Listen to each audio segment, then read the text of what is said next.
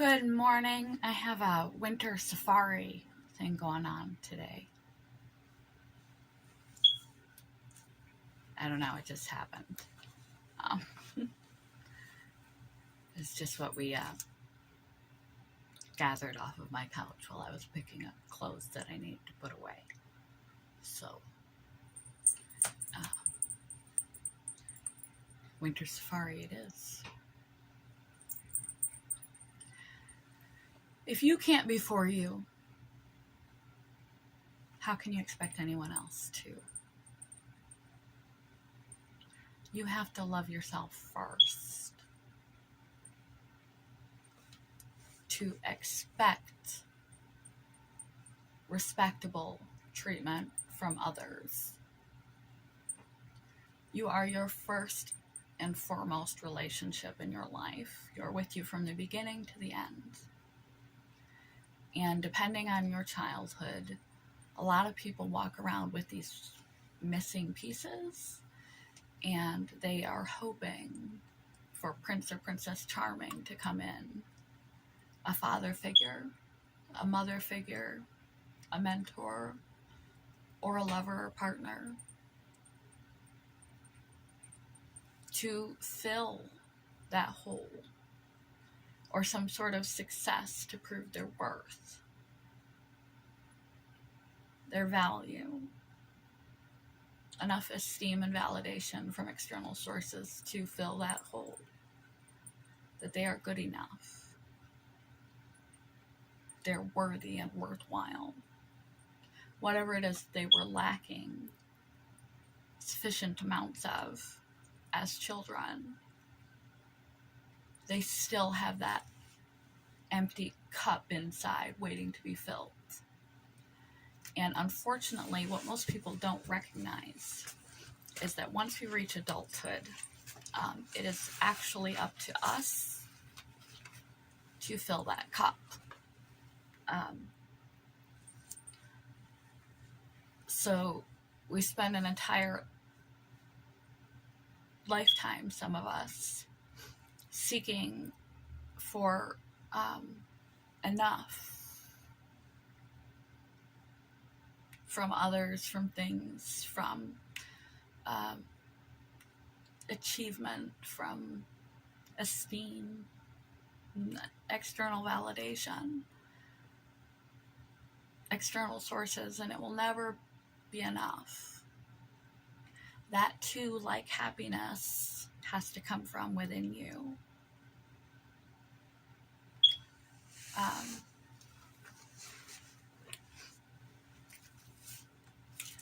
Quote of the day in my safari uniform. Let's go see some lions and tigers and bears. Oh my! Let's see a kitty. She thinks she's a tiger. Anywho, as much as we don't want to have that responsibility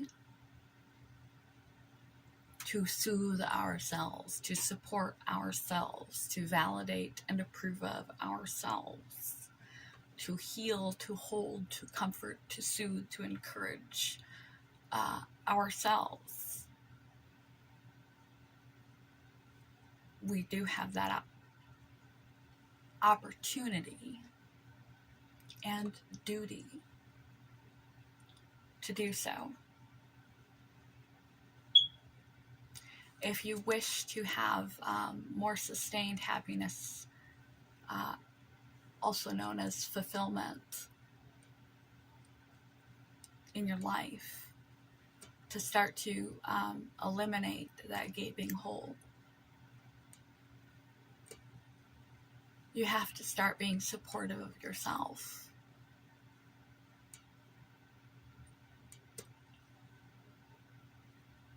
And I know you may feel like you got gypped, like it's not fair. You know, you were a little helpless kid and you didn't get what you needed.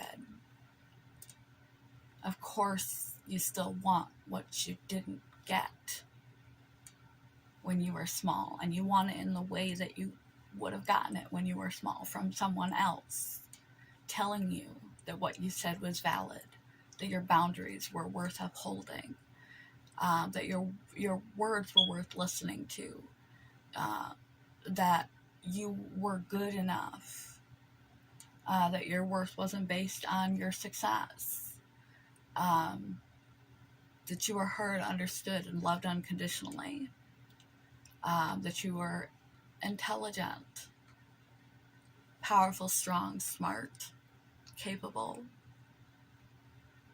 lovable, love in general, whatever it is that you did not get,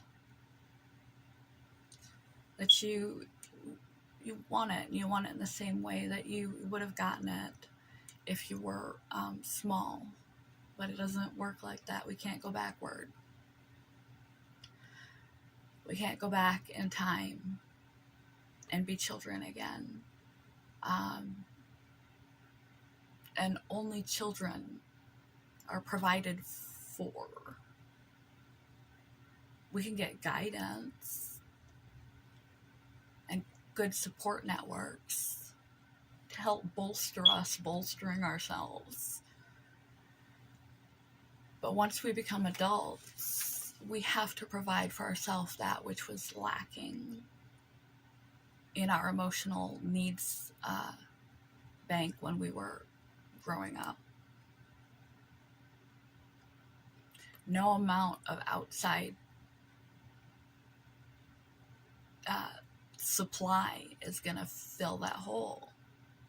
It's a never-ending bottomless pit. You can dedicate your whole life, time, and energy unconsciously to trying to replenish that pit that goes back to when you were 4 or 5 or 6 or 10 or 14. Seeking the impossible.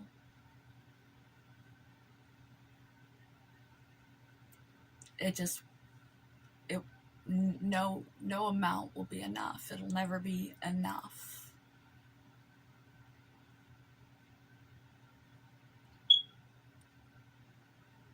Quote of the day.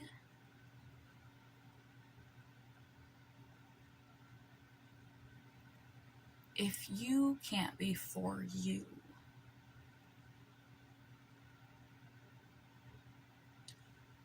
you can't expect others to be for you.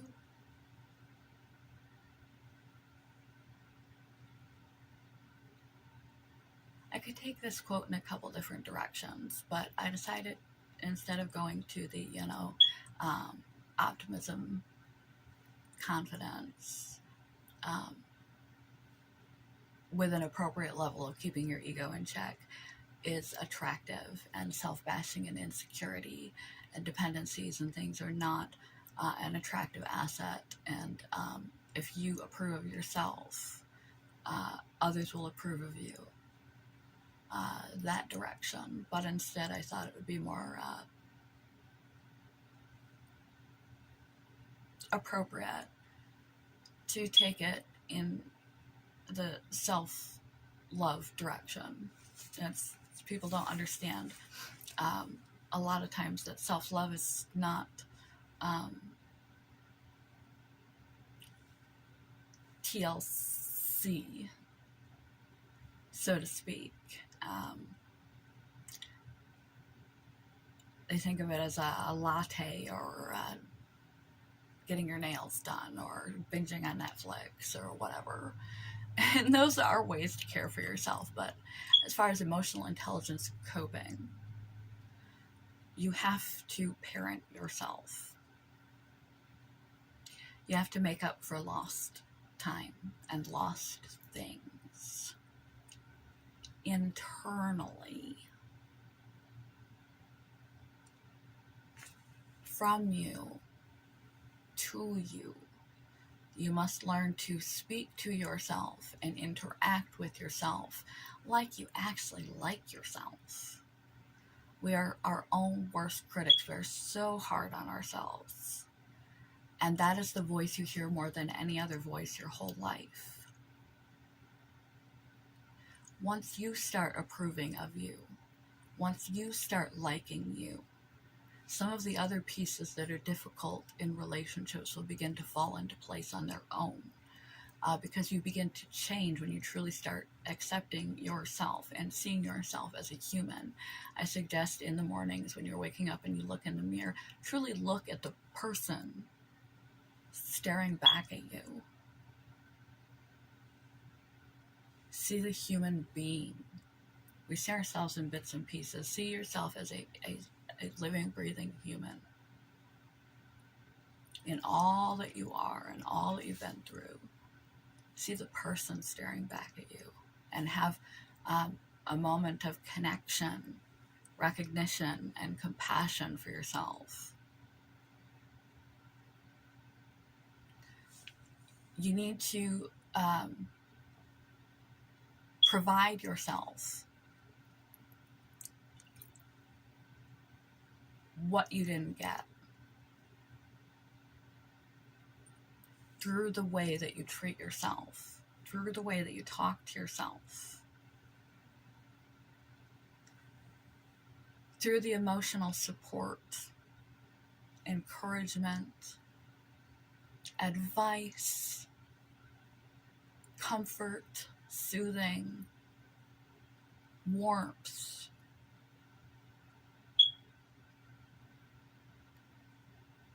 tough love sometimes, but tough love is not critical. Tough love is, hey, I know you don't feel like working out right now,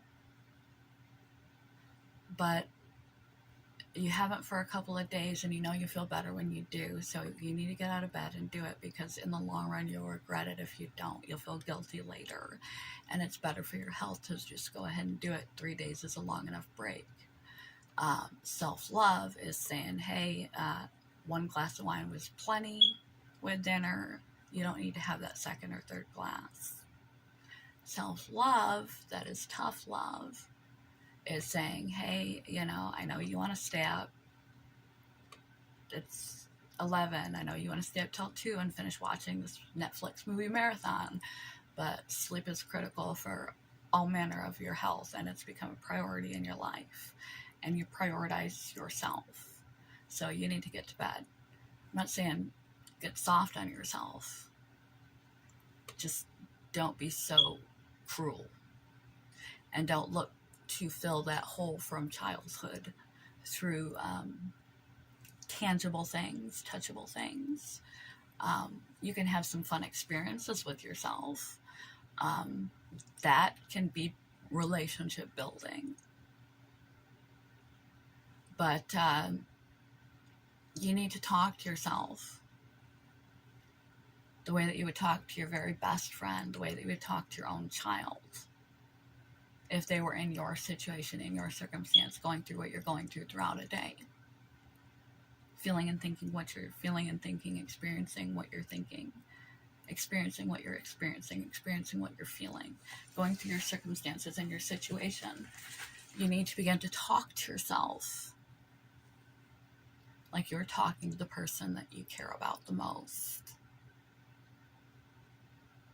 And it's going to feel weird at first.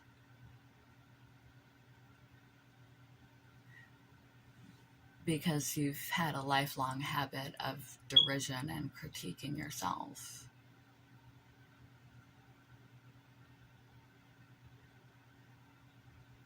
But the only thing that can fill that hole is you. You need to build new pathways in your brain. Befriend yourself. Become kind to yourself, accepting of yourself, loving of yourself, forgiving of yourself. If you didn't get heard, allow yourself a voice. Give yourself permission to speak your thoughts.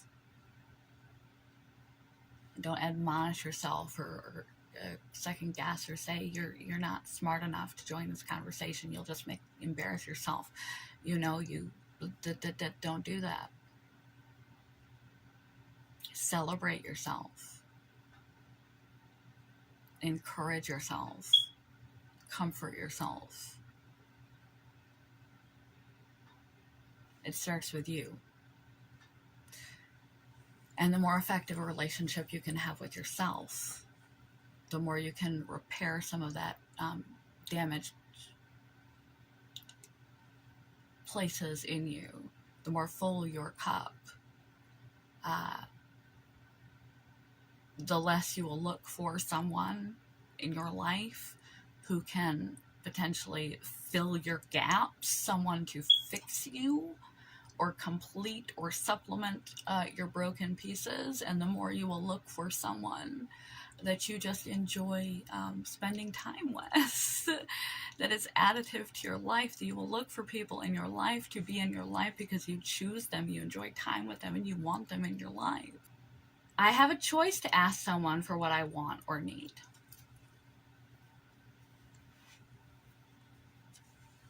You have a voice. You have rights. You have the ability and the right to express yourself. And you have the ability and right to pick your battles. You can keep things private, too. You don't need to express everything. Depending on how you were raised, your boundaries may be hazy one way or the other. Either everything was too exposed and you had no privacy, or you had no voice. So you need to know you can ask other people. It's okay. Reassure yourself it's okay to ask for your needs, and it's okay to keep things private. I can stand it if I don't get what I want or need. Just because you open up that vulnerability and you express your needs, other people do not have to meet those needs. That's their right. If someone asks you something they need from you, you also do not have to comply with whatever anybody wants. You're not responsible for their emotions. You are not responsible for meeting their needs or wants or wishes of you. You have that right as well. I can insist on my rights and still be a good person. People pleasers, people who feel you're responsible for other people's emotions. You can insist on your rights and still be a good person. You can set healthy boundaries and still be a good person. You can say no and still be a good person and not think twice or have guilt or second guess it. People can get upset with you about this, and you can still be a good person regardless of other people's reactions to you.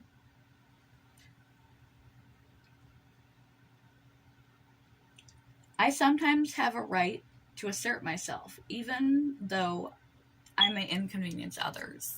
Similarly to what I just said, you can say no to all manner of things and situations, or you're not interested, or etc. And other people might get upset at you. It's okay. You're allowed to do that.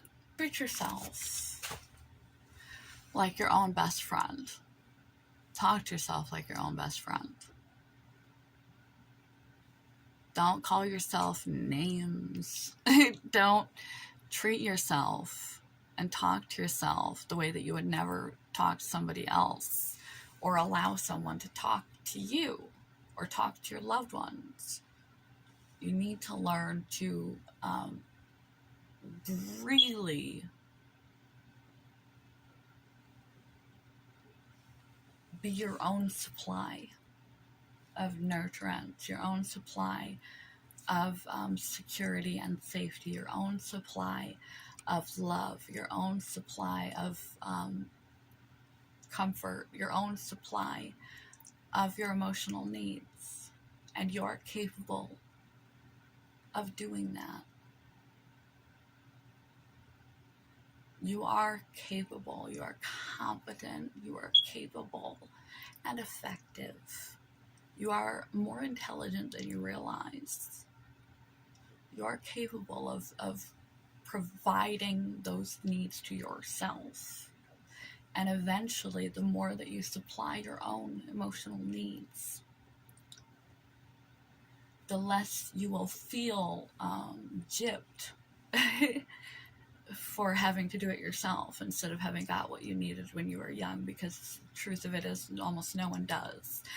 And you will begin to strengthen up emotionally and internally, and you won't have such a gaping hole. You won't need that validation from other people. You'll be fine supplying it to yourself. And the more solid you become through supplying it to yourself, the more attractive and qualified and effective you become in relationships with other people of all kinds. Work, family, romantic, friendship, etc. Because you know how to treat somebody, and you're not seeking them for your needs. You're seeking them for them and what they can add to your life and what you can add to theirs. So, one more time, quote of the day. Oh, coffee and lipstick on my teeth. Highly attractive. Quote of the day. If you can't love you,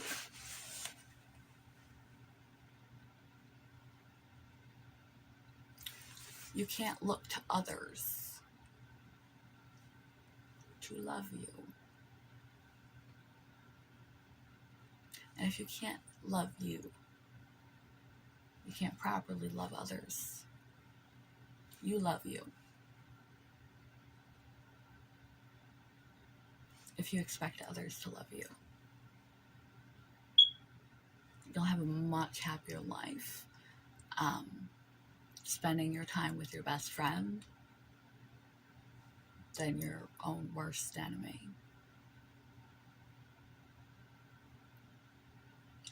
Good morning, goodbye.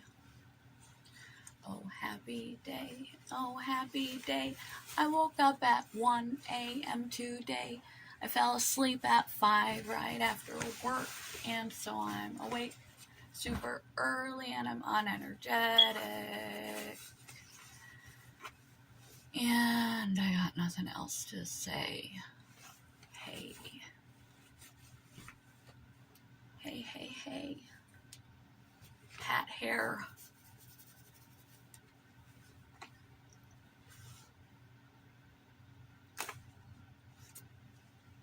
What up, yo? Have a good day. Deuces. Dorcas. Love you guys. Bye, YouTube. Gotta go brush my teeth and take care of this mess.